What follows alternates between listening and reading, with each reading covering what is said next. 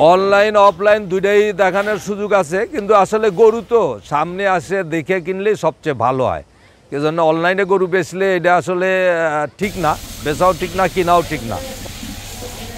আমার এখানে গরু সর্বনিম্ন ধরেন 4 লক্ষ টাকা, আর সর্বোচ্চ আপনার 25 লক্ষ টাকা 30 লক্ষ টাকা দামের গরু আছে। না, ওজন ভেদে না, দুই একটা গরু আছে সেগুলো ওজন ভেদে 500, 550, 600 টাকা কেজি আমরা বেচে থাকি। আর ম্যাক্সিমাম গরুই আমরা হলো ওই পিস হিসাবে বেশি সৌন্দর্য রূপে। আসলে কুরবানির জিনিস তো সৌন্দর্য রূপেই দাম হয়। এখানে আমার কাছে কিছু গরু আছে অনেক সুন্দর গরু, যেগুলো আসলে কেজি হিসাবে বেচা সম্ভবও না, আর এটা আসলে কেউ বেচতেও পারবেন না।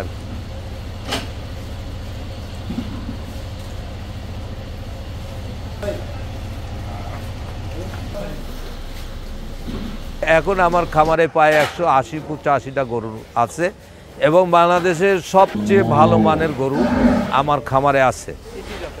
গরু আছে আমার এখানে সাইওয়াল, কসবাহামা, হলস্টাইন ফ্রিজিয়ান আছে, তারপরে আপনার হলো উলুবাড়িয়া ষাঁড় আছে, উলুবাড়িয়া বলদ আছে, গয়েল আছে।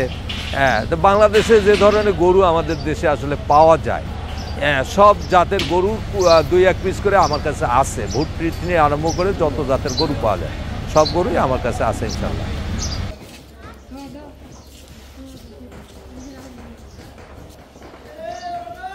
সামনে ঈদকে রাখেই, সামনে ঈদকে লক্ষ্য করেই তো আসলে গরু আমরা লালন পালন করে থাকি, এবং আমরা মনে করি যে আমাদের কাছ থেকে আমাদের দেশে যারা বড় বড় শিল্পপতি আছে তারা আসবে এবং তারা আমাদের গরুগুলো নিবে, এই আশাতে আমরা আসলে লালন পালন করে থাকি।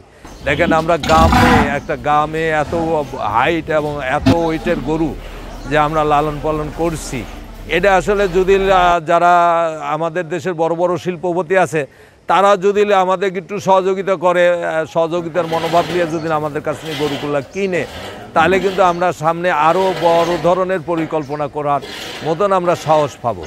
আর তারা যদি আমাদের সহযোগিতা না করে, তাহলে তো আমাদের মতন গ্রাম থেকে যায় শহরে, ঢাকার শহরে গরু নিয়ে যায় বিক্রি করা আমাদের জন্য খুব কঠিন একটা অবস্থা।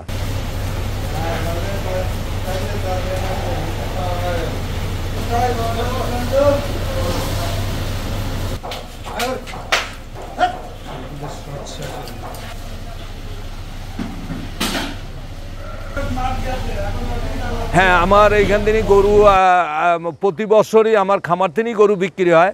আমি কোনো বাংলাদেশে কোনো হাটে এবং কোনো জায়গায় আমি গরু নিয়ে যাই না।